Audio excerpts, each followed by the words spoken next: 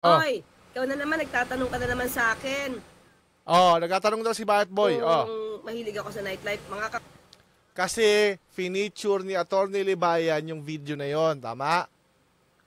Nasaan ba yung video na yon? Nasa livestream mo yun, tinanggal mo yon. Tama? Nasa livestream mo yon. Ikaw lang ang nag-livestream doon. Ikaw lang. Saan ka nakakita meet and greet? Ini-expect mo kami magbayad. Pero sige, patulan na rin natin. Ilan lang ba vloggers dyan? Mas mataas pa nga sa subscribers ni Direk Freddy. Yun ang dapat banatan mo. Bakit? Hindi nagparty yun. Tanong mo nga sa kanya kung nagparty siya. Dalawa sila ng Direk na nag-LS noon. Sa kanila ko na-record yung mga nilagay ko sa music video eh. O, pati si Direk pala. Kayong dalawa pa. Alam mo, ikaw, Yusek Claire, para masiraan mo lang kami, lahat gagawin mo. Ang kapal ng mukha mo. Eh yan, sinave lang namin yan. Hindi kami pupunta dyan kundi dahil sa'yo. Wala ka na talagang ibang maibato. Bakit? Alam mo rin kasi yung mga tao dito, may integridad. Katulad ng super trying hard kang siraan si Mayor Magalong, super trying hard ka rin siraan kami. Wala ka naman makita. Ako pa nga nagligtas doon sa community mo. Wala ka nang ibang makita. Pati ito, magsisinungaling ka. Kadiri, ikaw nagdala sa amin dito ha? Tingnan mo kung paano niya ito ikukwento ha. Huwag kang fake news peddler ha, Yusek. Sige, kwento mo. Nagna-nightlife. Okay? Nagkataon lang po, kasi si Barat Boy, kulit eh, tatanong sa akin. Kasi nakita niya nga, ngayon dinidipesa niya, totoo naman, hindi naman talaga uminom si Atty. Claire noon. Si Sir Chuck ang uminom, nakasama namin. Yung asawa niya. Pero siya, hindi siya uminom. Actually, yung naimbitahan po kasi ako nitong sila Addictus Rex, hindi ko pa sila kilala at the time. Pero nasa radio na po ako sa DCXL. So, nagte-text sila sa akin kung kailan daw pa kami parang meet and greet ba? Kami pala yung gustong maipagkita sa'yo, hindi ko yun gagawin. Kaya lang ako pumunta dyan, ako umaalis lang ako kahit tanong nyo kay I Am Vinci. Niyayaya niya lagi akong uminom, Makati, kung saan-saan. Sabi ko sa kanya, bro, I rather not to. Kasi the only time na lumalabas ako is pag nagpatawag si Atty. Libayan because I know it's important. Ganon din ako sa'yo. Sinungaling ka, diri. So, ibig sabihin, in-scam ka ni Addictus Rex. Ganon ba? So, sila Addictus Rex yung nag-invite sa akin. In-invite ako. In-invite daw siya. Meet and greet na ikaw yung in-invite. Leche. Meet and greet tapos ikaw yung in-invite? Hindi ba ako yung in-invite? Kami yung in-invite kasi sa meet and greet? Parang baliktad yata yun, Yusek, sa palagay mo. Ayos! Meet and greet sa'yo eh. Tapos, ikaw yung in-invite? Tanda ko sa DZXL, pa lang siya nagsasabi na iset ang meet and greet. Kaya nga, apakasinungaling mo. So lumalabas pala si Addictus Rex, in-scam ka? Ganon? Hindi kayo pabulmang scam yan. Laging lasing yan eh. Mauhuli ka agad yan. Kung hindi lang kailangan saluhin ng armado yung event, di ako pupunta. Di ba? Akala ko guest ako. Akala niya daw guest siya. Si kayo meet and greet pala yun. Sino nag-reserve dun sa KTV? Tanong mo kay Adik. O nga, sino nag-reserve dun sa KTV? Sino namili ng lugar? Ha? Sino, Yusek? Pusa hindi ko alam kung bakit kailangan mo pang i-bring up to, tapos i-twist yung facts.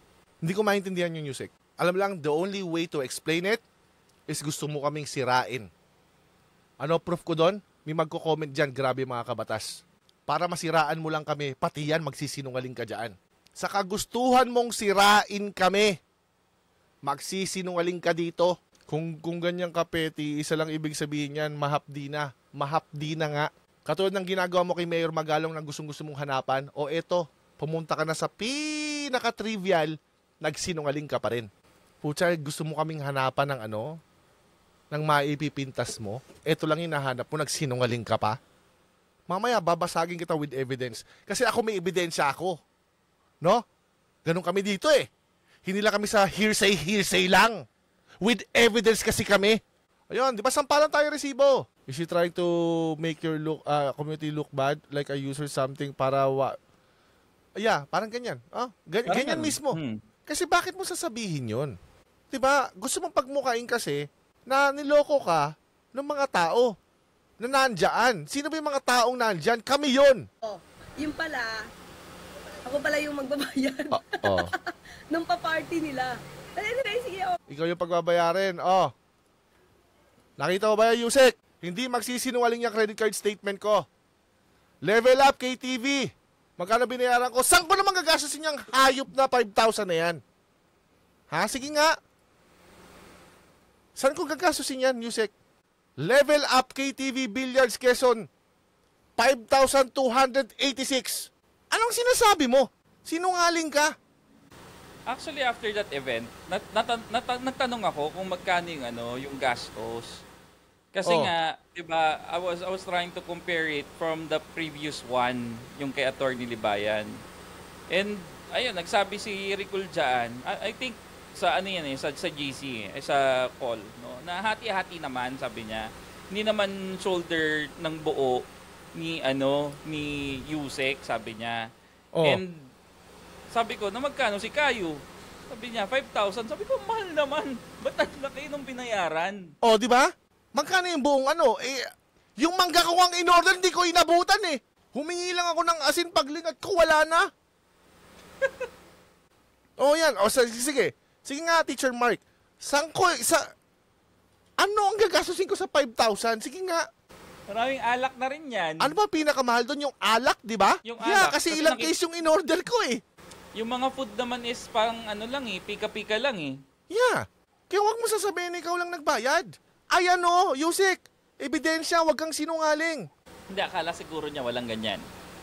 Akala niya walang resibo. But dito kasi, we show evidence, di ba? Hindi naman kasi may hearsay dito, may basihan kami. Resibo ba? Ikaw kasi wala, hearsay. Wala nga siya mapakitang resibo dun sa sinabi niya. Diba? Sa Starbucks, yan Starbucks nagutom yung anak ko. Ayan sa taas, Starbucks. Pinagamit ko yung card ko. Gusto mo pa nung photo niyan? may photo kami niyan. Anong sinasabi mo? Ayan Yusek apakasinungaling mo. Gusto mo lang kasi siraan kami dito. Alam mo ang katotohanan, kahit anong gawin mo dyan, mananaig yan. Attorney Claire. Kung ito lang yung way mo para siraan kami, galingan mo naman. Wala ka nang maipahid sa amin, no? Ayan, resibo, sampal mo sa mukha mo. Napakasinungaling mo.